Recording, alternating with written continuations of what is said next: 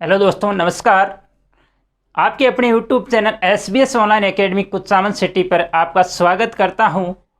और पटरी से उतरी हुई गाड़ी वापस पटरी पर आ गई है, अर्थात राजस्थान सरकार स्थिर हो गई है। इसलिए आपको उम्मीद होगी कि रीट का जो नोटिफिकेशन है वो भी जल्द आपके सामने आएगा।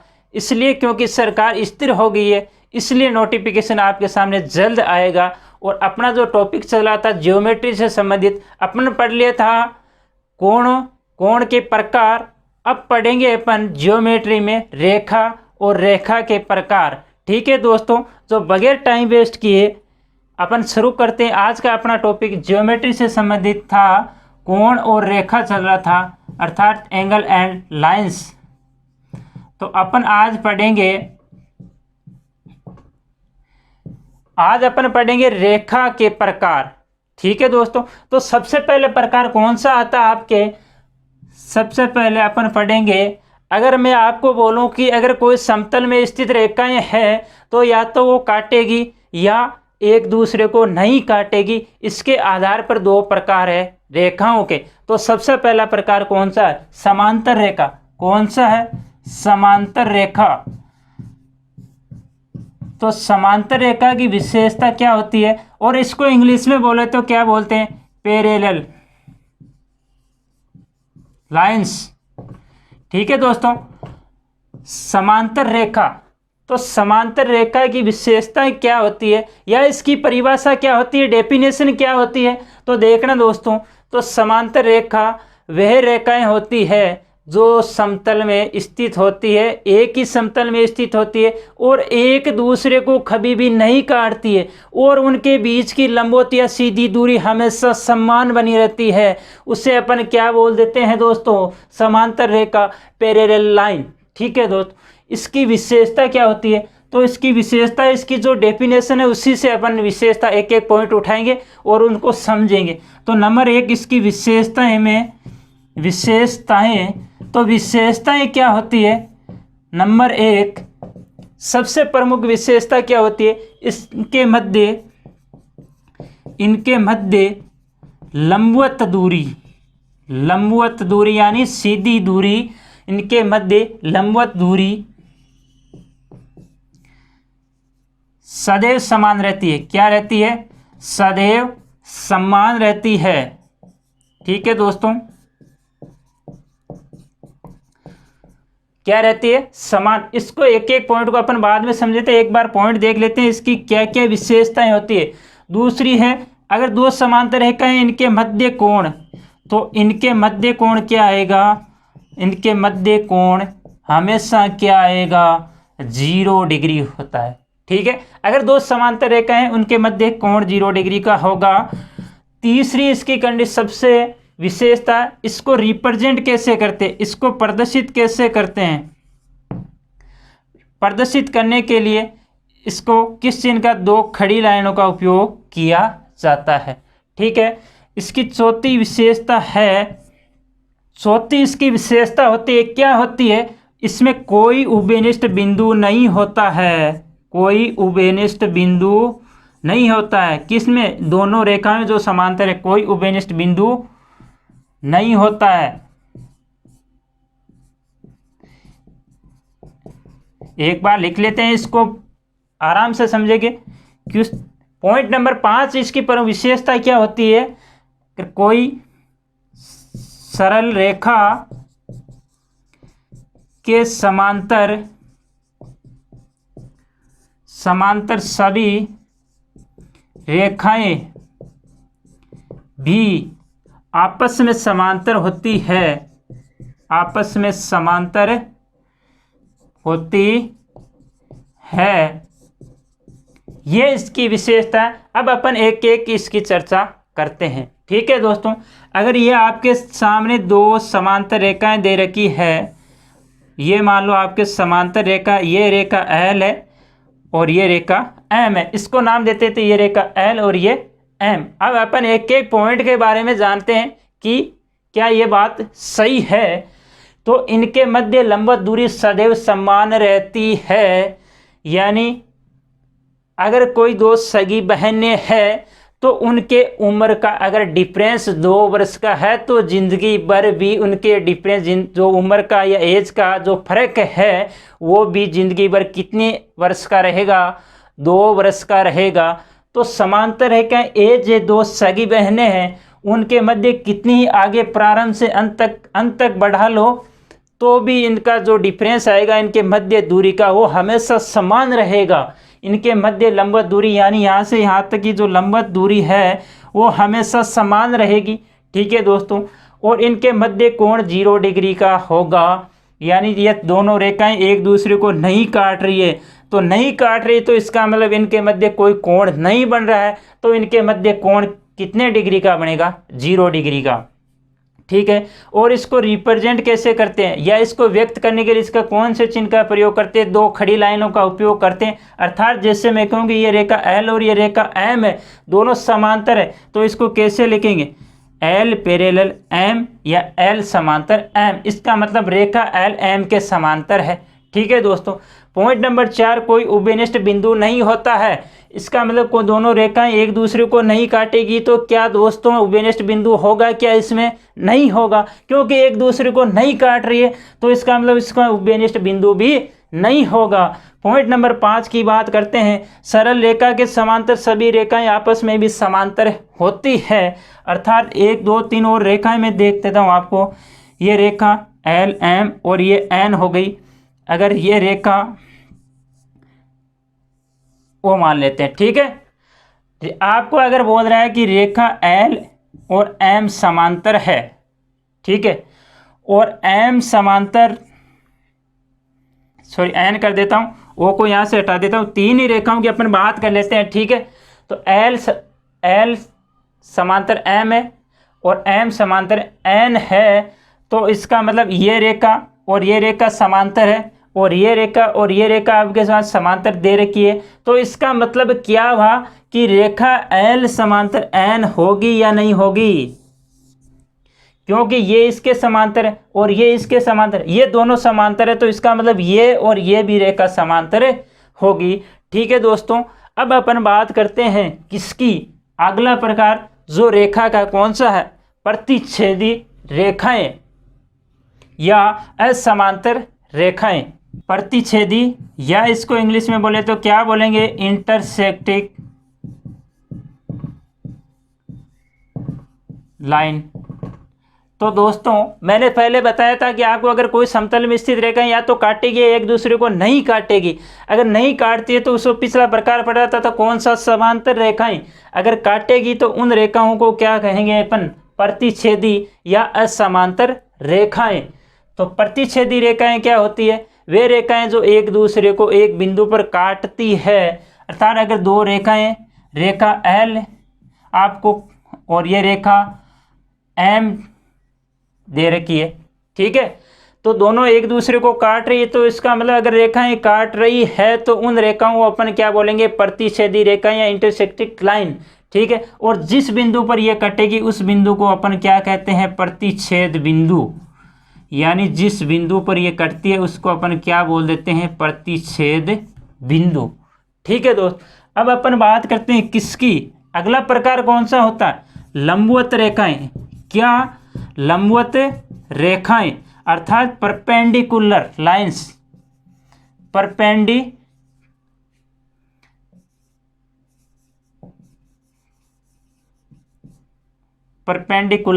लाइंस। तो परपेंडिकुलर लाइंस क्या होती है, वे रेखाएं जो 90 डिग्री के कोण पर कटती है उन्हें अपन क्या बोल देते हैं, लंबवत रेखाएं अर्थात परपेंडिकुलर लाइन। ये मान लो रेखा एल है और ये रेखा एल होगी, ये एम होगी, यहाँ पर जो कट रही है इस पर 90 डिग्री का कोण बनता है। ठीक है, और जो अगर रेखाएं लंबवत है तो उसके लिए अपन रिप्रेजेंट करने के लिए किसका, उल्टा टी का उपयोग करते हैं। ठीक है दोस्तों, ध्यान रखना, ये किसका चिन्ह है, परपेंडिकुलर अर्थात लंबवत रेखाएं को प्रदर्शित करेगा। कैसे करेंगे, अगर रेखा एल और एम यहाँ पर 90 डिग्री के कोण पर कट रही है तो इसको प्रदर्शित रिप्रेजेंट कैसे करेंगे, एल परपेंडिकुलर एम। तो इसका मतलब क्या हुआ कि जो रेखा एल और एम हो वो 90 डिग्री के कोण पर कटती है आपस में। ठीक है दोस्तों, तो ध्यान रखना। अगला प्रकार अपन पढ़ते हैं संगामी रेखाएं। क्या? संगामी रेखाएं।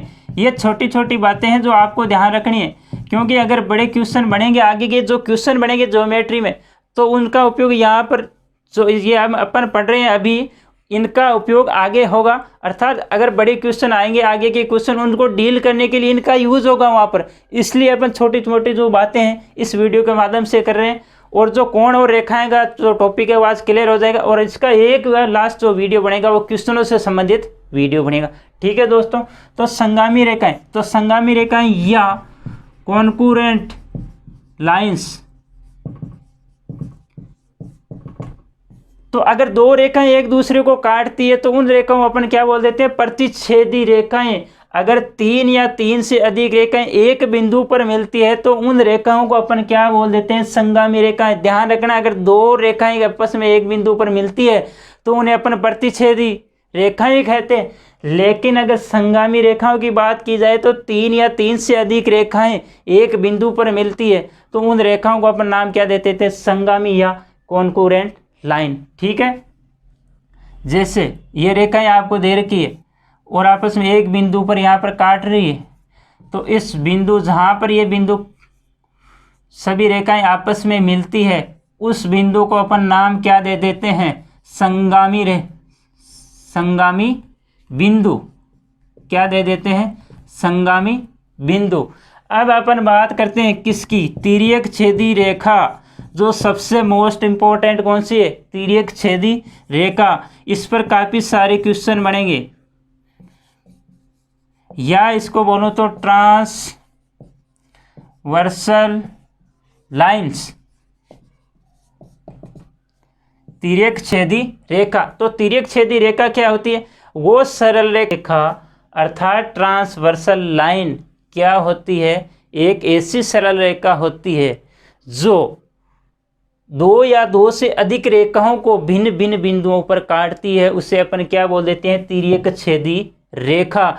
और जो सारा जो मैटर है आज का किस पर झूलेगा? इस पर, तिर्यक छेदी रेखा पर, और उस पर भी आधारित क्वेश्चन बनेंगे। ठीक है। तो तिर्यक छेदी रेखा, अगर दो रेखाएं, एक रेखा ये है, अब ये रेखाएं आपको समांतर है या नहीं है उससे मतलब नहीं है आपको। तो अगर एक रेखा ये काट रही है, ये रेखा L है, ये रेखा M है, तो ये N है, तो इसका मतलब दो रेखाएं M और L को एक तिर्यक छेदी रेखा कौन सी? ये L काट रही है। क्या काट रही है? L। तो इस रेखा N को अपन क्या बोल देते हैं? तिर्यक छेदी रेखा। अगर दो रेखाएं, अपन मैं बात कर लेता हूं, अगर दो रेखाएं एक दूसरे को काटती है तो कितने कोण बनाती है? कितने कोण बनाती है? 1 2 3 और 4। टोटल कितने बनाएगी? 4। ठीक है। और अगर एक तिर्यक छेदी रेखा दो रेखाओं को काटेगी तो कितने कोण बनाएगी? 1 2 3 4 5 6 7 और 8। टोटल कितने प्रकार? 8 प्रकार के कोण बनाती है। कितने बनाएगी? 8 प्रकार के कोण। कौन? एक तिर्यक छेदी रेखा। अब 8 प्रकार के कोण बनाती है तो इनके नाम क्या क्या है? तो क्वेश्चन अगर आपका जो बनेगा, अगर क्वेश्चन डेवलपमेंट होगा क्वेश्चन का, वो कहाँ से होगा? यहीं से होगा। ठीक है। और इसको आगे बढ़ाते जो आगे और बढ़ेंगे, जैसे जैसे आगे बढ़ेंगे वैसे वैसे क्वेश्चनों का डेवलपमेंट होता जाएगा। ठीक है दोस्तों। तो अपन देखते हैं कि ये तो तिर्यक छेदी रेखा है, इसके द्वारा बनाए गए 8 कोण कौन कौन से, उसको किस नाम से अपन पुकारते हैं, तो उसके बारे में अपन देखते हैं।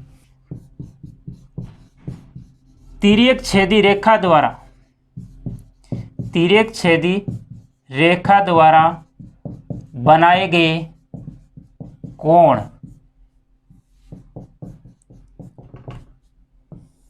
अगर मान लो ये रेखा है और ये भी रेखा है, ये थोड़ा साइड में लिख देता हूँ क्या कि यहाँ पर ये इनको तिर्यक छेदी एक रेखा काट रही है। अब ये जरूरी नहीं है रेखा समांतर हो, ये दोनों, ये रेखा L है, ये M और ये N है। ठीक है। तो तिर्यक छेदी रेखा द्वारा बनने वाले कोण, टोटल कोण कितने बनेगा? पीछे बता दिया मैंने कितने बनेंगे? 8। 1 2 3 4 5 6 7 और 8। टोटल कोण कितने बनेंगे? 8 कोण बनेंगे। अब एल और एम समांतर है या असमांतर है उससे आपसे कोई मतलब नहीं है। असमांतर क्या होती है रेखा कि अगर कोई रेखा समांतर नहीं तो उससे अपन क्या बोल देते हैं, असमांतर रेखा बोल देते हैं। ठीक है, तो तिर्यक छेदी रेखा द्वारा 8 प्रकार के कोण बनाए जाते हैं। इसके नाम क्या है, अगर 2 रेखाएं हैं तो इसके अंदर को भाग को अपन क्या बोलते हैं, आंतरिक भाग, और जो बाहर का भाग है उससे क्या बोलते हैं, बाह्य भाग। जो बाहर और कोण बन रहे हैं बाहर उससे अपन क्या बोलेंगे, बाह्य कोण। बाह्य कोण कौन से हैं यहाँ पर, 1 2 7 और 8, और आंतरिक कोण कौन से, 3 4 5 और 6। ठीक है, ये तो आपको याद रह जाएगा। तो नंबर 1 की बात करता हूं मैं, संगत कोण। किसकी बात करता हूं, संगत कोण की। संगत कोण, अगर कोई व्यक्ति रात्रि को मान लो कहीं पर सफर कर रहा है और सेम ये 2 यहाँ पर जो है चौराहे बन रहे हैं। ठीक है, अब वो एक चौराहे पर मकान नंबर 6 में रुकना चाहता है। किस में, मकान नंबर 6। लेकिन उसने क्या किया, गलती से इस चौराहे पर पहुंच गए और वो किस में रुकेगा, किस मकान में रुकेगा, क्योंकि उसका मकान देखा रहेगा जिसका मुंह इधर है उसको सेम शक्ल का मकान कौन सा दिखेगा, 6 के समान कौन सा दिखेगा, 1। कौन सा दिखेगा, 1। ठीक है, तो इसका मतलब इस 6 के संगत कौन सा हुआ, 1, या 1 के संगत कौन सा हुआ, 6। इसका मतलब संगत कोण कौन कौन से हो गए, संगत कोण। या दूसरी में बात कहूं तो संगत कोण वे कोण होते हैं जिनकी जो भुजा होती है एक, जो एक ही दिशा में हो। जैसे कोण 1 के जो एक भुजा ये इसके नीचे बन रही है, और कोण 6 के भुजा कोण ये भी एक इसके नीचे है। तो इसका मतलब 1 और 6 क्या हुआ, संगत कोण है। तो 1 और 6 को अपन क्या बोलेंगे, संगत कोण। 1 कोण 1 व कोण 6। इसी प्रकार कोण 2 और 5, 2 व 5। इसी प्रकार 3 और 7, क्योंकि 3 के ऊपर भुजा है और 7 के भी ऊपर भुजा है, तो कोण 3 व 7। इसी प्रकार कोण 4 और 8, कोण 4 व कोण 8। ये क्या है, आपके संगत कोण। 1 6 2 5 3 7 4 8, यानी 1 6 ये संगत कोण होगा, 2 5 संगत कोण होगा, 3 7 संगत कोण होगा, 4 और 8 संगत कोण होगा। अब संगत कोण के बाद अपन बात करते हैं किसकी, एकांतर कोण की। किसकी, एकांतर कोण की। एकांतर कोण क्या होता है, अगर कोई कोण जेड एन या जेड आकृति में बनता है, यानी यहाँ पर और यहाँ पर जो कोण बनता है ये दोनों कोण क्या कहलाएंगे, एकांतर कोण। या ये जो कोण बनेंगे वो क्या कहलाएंगे, आपके एकांतर कोण कहलाएंगे। जैसे इसमें एकांतर कोण कौन से, जेड या एन क्या करते, कौन कौन से कोण बना रहे हैं देखते हैं। कोण पहले आंतरिक भाग में देखो कौन कौन से बना रहे हैं, 3 6, तो कोण कौन कौन से हो गए, 3 व कोण 6। कोण अब उल्टा जेड बने या उल्टा जो एन बने उससे कोई फर्क नहीं पड़ेगा, लेकिन आपको एन या जेड में आकृति में जो कोण बन रहे हैं वो कौन से होंगे, एकांतर कोण। ठीक है, तो 3 6 4 5, क्योंकि ये बन रहा है तो कोण 4 व कोण 5। इसी प्रकार कोण 2 और 8 देखो बन रहा है, तो कोण 2 व कोण 8। और कौन सा बन रहा है, कोण 1 और 7, कोण 1 व 7। अगर मैं इसको और नाम दे दूं, बाह्य एकांतर कोण, एक बाह्य एकांतर कोण, अंत एकांतर कोण, तो 2 भाग और हो गए, इसके भी 2 भाग हो गए। जो अंदर के एकांतर कोण है उसको अपन नाम क्या बोल देते हैं, आंतरिक एकांतर कोण या एकांतर अंतः कोण। बाह्य एकांतर अंतः कोण जो बाहर स्थित है, जैसे 3 6 और 4 5, ये चारों कोण किससे अंदर है, अंदर स्थित है, इसलिए अंतः एकांतर कोण। और बाकी के जो 4 कोण है ये बाहर स्थित है, इसे अपन क्या बोल देते हैं, बाह्य एकांतर कोण। ठीक है, अब अगला प्रकार तिर्यक क्षैतिज रेखा के एक ही ओर स्थित, अगला प्रकार कौन सा हो गया,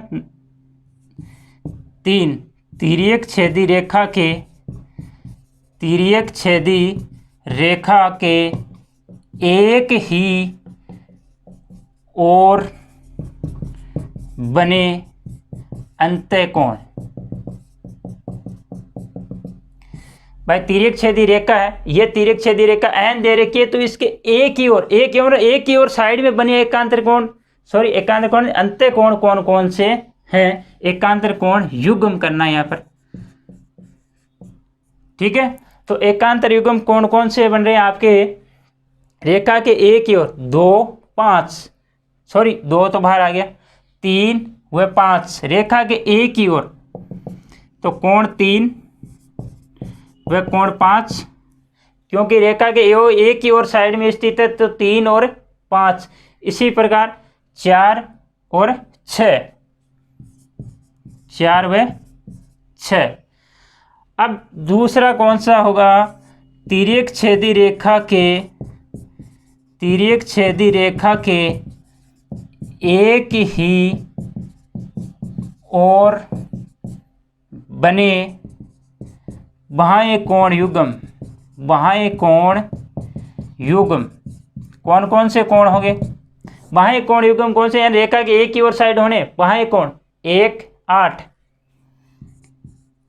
1 व 8 तथा 2 व 7, 2 व 7। ये आपके कोणों के प्रकार। अगर दो रेखाओं को एक तिर्यक छेदी रेखाएं काटती है तो टोटल कितने कोण बनते हैं, 8। तो सबसे पहला पढ़ा था कि बाह्य कोण कौन कौन से हैं, 4 कोण बाहर बनते हैं, बाहर बनने वाले कोणों को अपन बाह्य कोण कहते हैं, आंतरिक अंदर बनने वाले कोणों को अपन क्या बोलते हैं, आंतरिक कोण बोलते हैं। ठीक है, 2 प्रकार तो ये हो गया।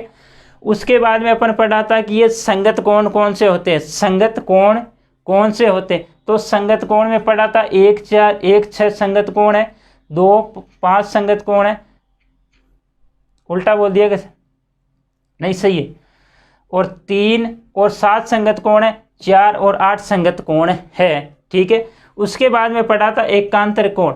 एकांतर कोण में भी 2 प्रकार है, एक तो अंत एकांतर कोण, एक बाह्य एकांतर कोण। तो अंत एकांतर कोण कौन कौन से होते हैं, 3 6 4 5, और बाह्य एकांतर कोण कौन से होते हैं, 2 8 1 और 7। उसके बाद में पढ़ा था कि तिर्यक छेदी रेखा के एक ही ओर बने अंतःकोण युग्म। तिर्यक छेदी रेखा के एक ही ओर बने अंतःकोण, अंत का मतलब अंदर के कोण, 3 5 4 और 6। ठीक है, 3 और 5 अंतःकोण युग्म है तिर्यक छेदी रेखा के एक ही ओर बने, और इसी प्रकार 4 और 6 तिर्यक छेदी रेखा के एक ही ओर बने अंतःकोण युग्म है।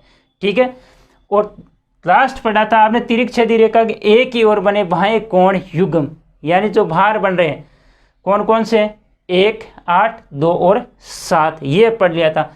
अगर आपको दे रखा है कि तिर्यक सीधा, सबसे मोस्ट बात अब बता रहा हूँ आपको, तिर्यक छेदी रेखा दे रखी, 2 रेखाओं को काट रहे तो टोटल 8 प्रकार के कोण बनाती है, संगत कोण एकांतर कोण जो भी बनाती है। लेकिन इसमें आपको अगर जब तक ये ना कहा जाए कि एम और एल रेखा समांतर है तब तक किसी भी प्रकार का इसमें संबंध नहीं होता है, इसमें किसी भी प्रकार का रिलेशन नहीं होता है। जब आपको अगर ये कहा जाए कि दोनों रेखाएं समांतर है, तब जो 8 कोण बन रहे हैं उनमें आपस में संबंध होता है, और वो संबंध क्या होता है देखते हैं अगले।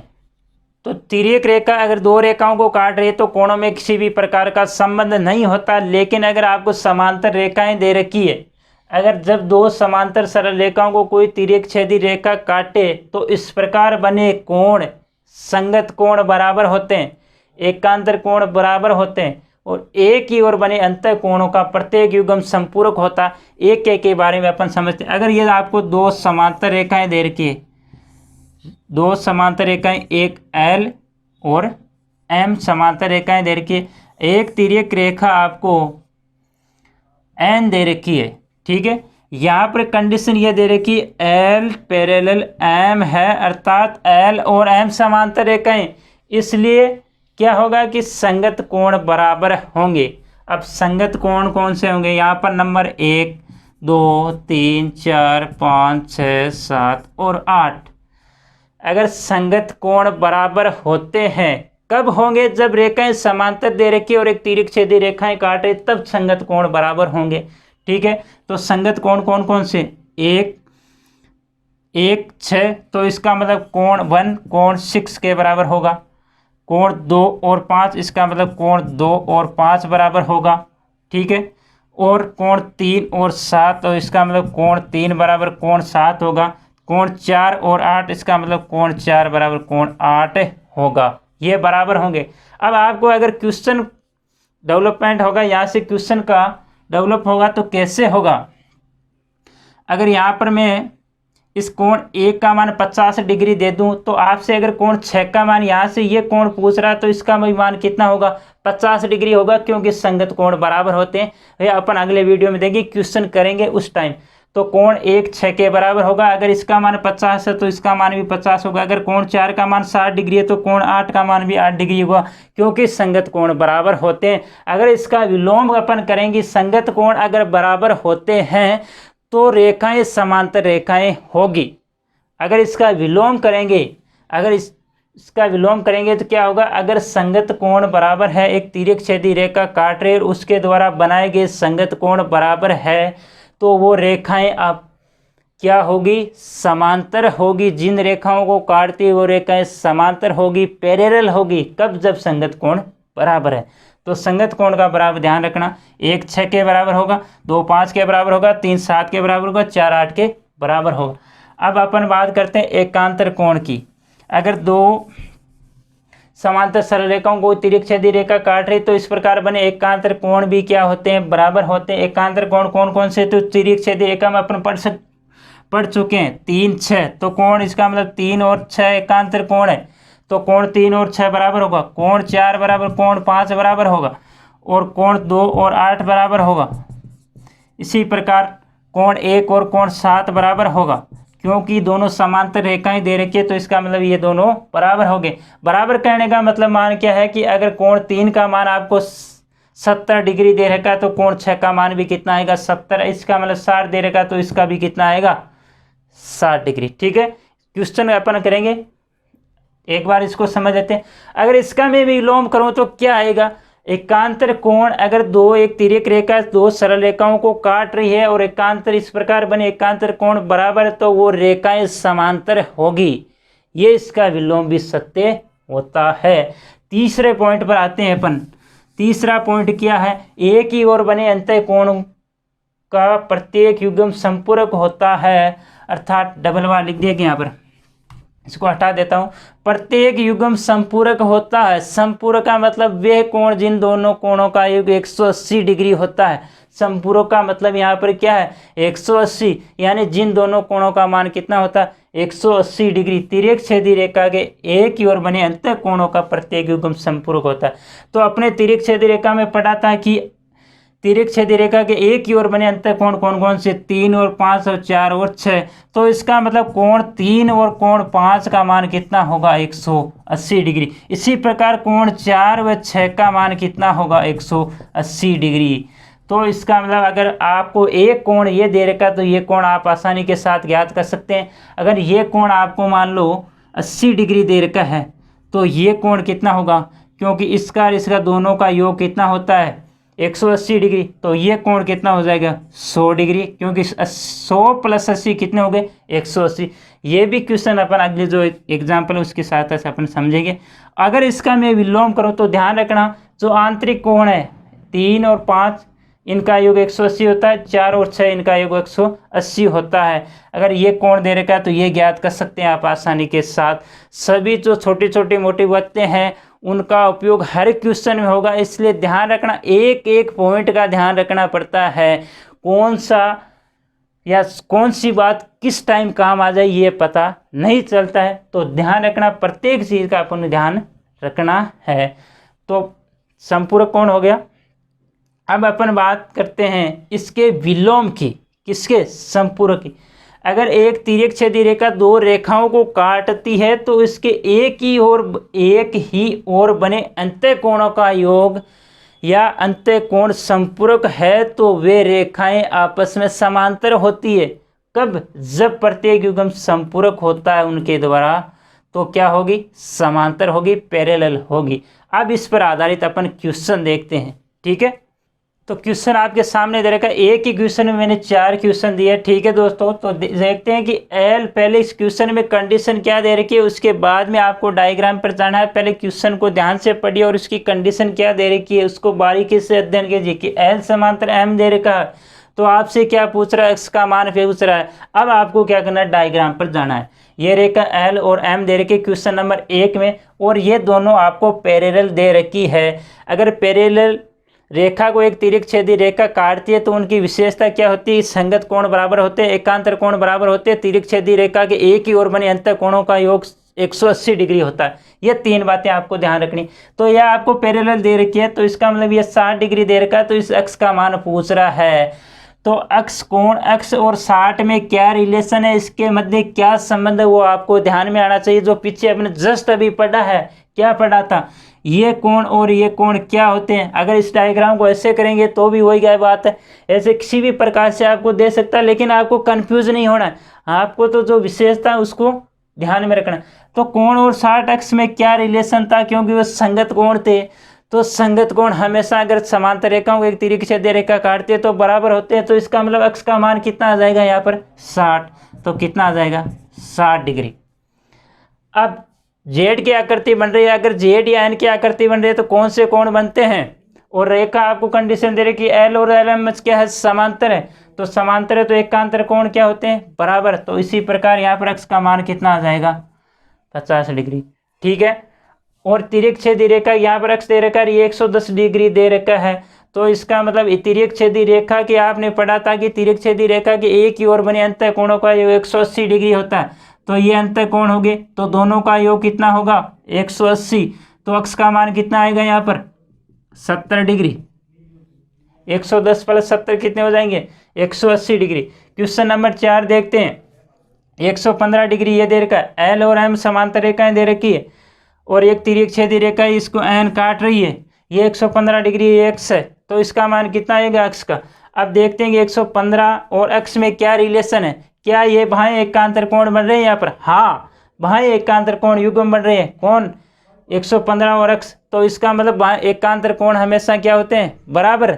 जब समांतर रेखाओं को एक तिर्यक छेदा रेखा काटते हैं तब बराबर होते हैं। तो इसका मतलब अक्ष का मान कितना आ जाएगा 115 डिग्री। इस प्रकार क्वेश्चनों को आप क्लिक करते ही आराम से करोगे, अगर आपका जो बेस है वो क्लियर है। देखते हैं अगले क्वेश्चन। तो देखो दोस्तों, आपके सामने क्वेश्चन दे रखा है कि पी पैरेलल क्यों तथा क्यों पैरेलल आर हो तो अक्ष तथा वाई का मान ज्ञात कीजिए। तो आपको दो समांतर रेखाएं दे रखी है, पी और क्यू समांतर है, क्यू और आर समांतर है। पहला क्वेश्चन में आपको दे रखा है, तो आपसे पूछ रहा है कि एक्स और वाई का मान ज्ञात कीजिए। तो आपने जो बातें पढ़ी है उसको आपको वापस यहाँ पर रिवाइज करना, वापस आपको दिमाग में उसकी जो फोटो वो लेके आनी है। तो यहाँ पर जो 95 डिग्री का कोण दे रखा है, ये कोण और ये कोण, इसमें क्या संबंध है, और ये पैरेलल यानी समांतर रेखाएं दे रखी है। तो समांतर रेखाएं, तो इसका मतलब ये कोण और ये कोण क्या होते हैं, संगत कोण होते हैं, और संगत कोण बराबर होते हैं। तो इसका मतलब ये कितने डिग्री का कोण हो जाएगा 95 डिग्री का। अब अपने अगर पिछले वीडियो अगर आपने देखा है तो अपन पढ़ा था कि शीर्षाभिमुख कोण। अगर आपने अभी तक पिछला वीडियो नहीं देखा है, 2 वीडियो मैंने डाले, तो डिस्क्रिप्शन में आपको लिंक दे रखा है, उसके सहायता से आप देख लीजिए। तो यहाँ पर अगर रेखाएं कट रही है, अगर 2 रेखाएं एक दूसरे को काटती है तो क्या आमने सामने के समूह कोणों को क्या बोलते हैं, शीर्षाभिमुख कोण। और शीर्षाभिमुख कोण की विशेषता क्या होती है कि ये बराबर होते हैं। तो इसका मतलब अक्ष का मान यहाँ पर क्या हो जाएगा 95 डिग्री। कितना हो जाएगा 95 डिग्री, यानी अक्ष का मान कितना आ जाएगा 95 डिग्री। तो अब ये एक रेखा कट रही है, क्या ये में एक रेखिक युग्म कोण बन रहा है यहाँ पर। इस कोण का मान कितना होगा, सभी कोणों का योग कितना, यहाँ से यहाँ तक कितना होगा 180 डिग्री होगा। कितना होगा 180 डिग्री, यानी वाई प्लस 30 प्लस 95 डिग्री कितना होगा 180 डिग्री। तो इसका मतलब वाई का मान कितना आ जाएगा यहाँ पर, कितना आ जाएगा 55 डिग्री। तो वाई का मान कितना आ जाएगा 55 डिग्री। देखते हैं अगला क्वेश्चन कि पी और क्यू समांतर है और क्यू और आर समांतर है। तो ये 65 डिग्री दे रखा है, तो एक्स और वाई का मान आपसे पूछ रहा है। अब आपसे मैंने जो समांतर रेखाओं की विशेषताएं पड़ी थी क्या कि अगर एक सरल रेखा की समांतर रेखा अगर समांतर रेखाएं है तो वे आपस में भी समांतर रेखाएं होती है।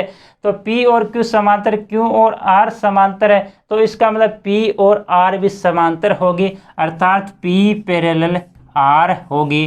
तो P और R समांतर रेखा है, तो इसका मतलब P और R समांतर है।